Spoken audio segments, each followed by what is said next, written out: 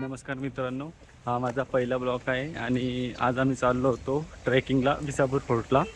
माझ्यासोबत माझा मित्र ऋषी आहे आणि आता आम्ही चाललेलो आहे विसापूर फोर्टला वरती.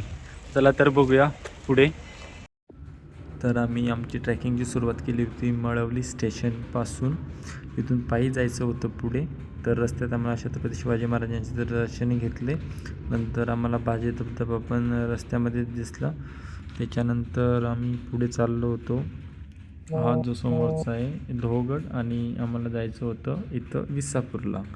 तर आम्ही आमची ट्रेकिंगची सुरुवात केली बाजे धबधब्यापासून. आम्ही असं सुंदर असा रस्ता निवडलेला होता वरती जाण्यासाठी.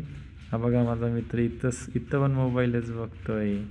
तर मग आम्ही चाललो रस्त्यातून जंगलामधून. रस्ता माहीत नव्हता पण तिथं वाट दिसत होती. आम्ही तिथं चालत होतो आणि खूप मजा आली आम्हाला चालताना. पुढे थोडं चालल्यानंतर आम्ही खूप दमलो, थकलो, बसलो इथं थोडा आराम केला, परत चाललो. खूप काटे होते रस्त्यामध्ये, काही समजत नव्हतं कसं जायचं कसं नाही जायचं. तर बघू आता.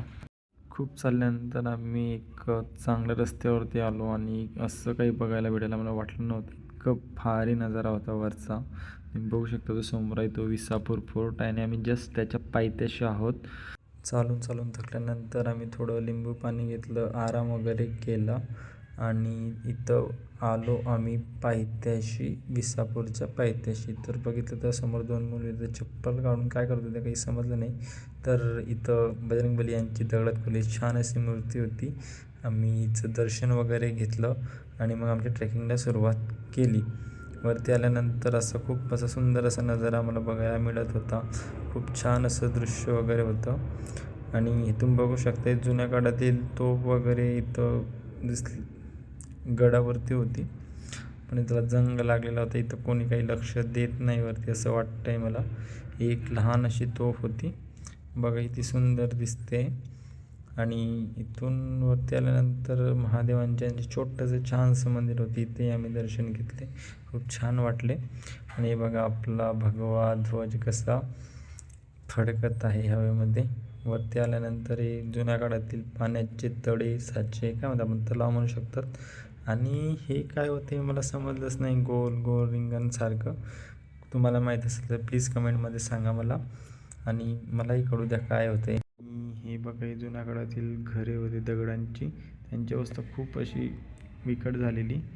थोडं थकल्यानंतर मला खूप गरम होत होतं तर मी तर बुरुजाजवळ येऊन थंड हवा खाल्ली मस्त. आणि तुम्ही दृश्य बघू शकता किती छान आलेलं आहे असं दृश्य असं बुरुजाजवळून. बाकी नंतर आम्ही इथं गडावरती एक राजवाडा होता, तो पूर्ण पडलेला, त्यांच्या भिंत वगैरे सर्व पडलेल्या होत्या आणि खूप आतमध्ये होता. तुम्हाला माहीत आहे की मला नाही माहिती, पण तुम्ही जर बघितलं असेल तर नक्की कमेंटमध्ये मला सांगा कोणी बघितला आहे हा वाडा. नंतर आम्ही खूप थकल्यानंतर थोडं आराम वगैरे केला, इथंच आम्ही झोपले.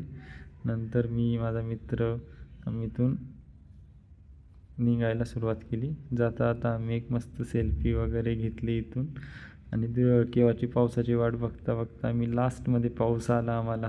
तर अशा प्रकारे हा माझा पहिला ब्लॉग होता. कसा वाटला तुम्ही नक्की मला कमेंट करून सांगा आणि प्लीज चॅनेलला सबस्क्राईब करा. थँक्यू.